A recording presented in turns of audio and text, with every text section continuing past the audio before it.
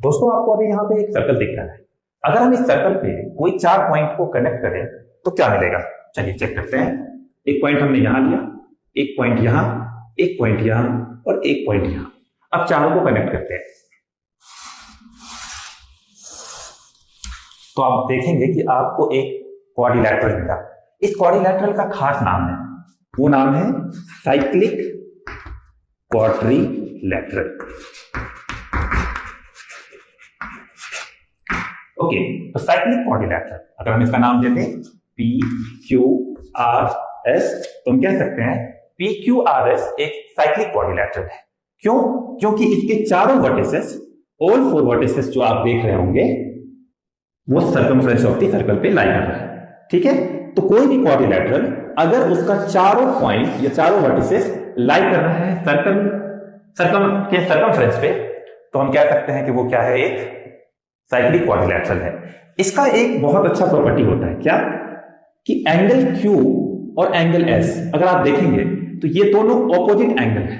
Okay, जरूरी नहीं है कि दोनों इक्वल हो, तो मान के चलते हैं कि चलिए थोड़ा सा अलग एंगल बना देते हैं। तो एंगल Q और एंगल S ये दोनों सप्लीमेंट्री होते हैं, तो ऑपोजिट एंगल का सम 180 डिग्री होता है। तो किसी भी साइक्लिक क्वाड्रिलैटरल में ऑपोजिट एंगल का सम, तो यहां पर एंगल Q और एंगल S का सम कितना होगा, 180 डिग्री। उसी तरह अगर हम एंगल P की बात करें और एंगल एंगल R की बात करें तो ये क्या होगा, जरूरी नहीं है कि इक्वल होगा लेकिन सप्लीमेंट्री होंगे। तो एंगल P और एंगल R ये कितने होंगे, 180 डिग्री। ठीक है, तो ऐसा हो सकता है कि आपको सिर्फ क्वाड्रिलैटरल दे, ये सर्कल ना दे और आपसे पूछे कि क्या ये एक साइक्लिक क्वाड्रिलैटरल है या नहीं, तो बहुत अच्छा है कि आप उसके ऑपोजिट एंगल का सम 180 डिग्री है या नहीं ये चेक कर लें। अगर ऑपोजिट एंगल का सम किसी भी क्वाड्रिलैटरल का 180 डिग्री होता है तो उसको हम साइक्लिक क्वाड्रिलैटरल बोलेंगे, अदरवाइज वो एक साइक्लिक क्वाड्रिलैटरल नहीं होगा। तो आप दोनों चीजें याद रखें कि किसी भी क्वाड्रिलैटरल का अगर चारों वर्टिसेस या चारों वर्टेक्स या चारों पॉइंट लाई करते हैं सर्कल पे तो उसको कहते हैं साइक्लिक क्वाड्रिलैटरल।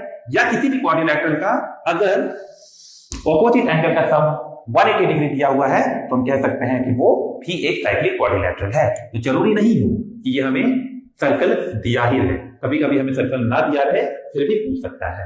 तो हम कह सकते हैं कि अगर एंगल Q और एंगल S जो ऑपोजिट एंगल है उनका सम 180 डिग्री है तो हम कह सकते हैं कि वो एक साइक्लिक क्वाड्रिलैटरल है। ठीक है, नेक्स्ट क्लास में हम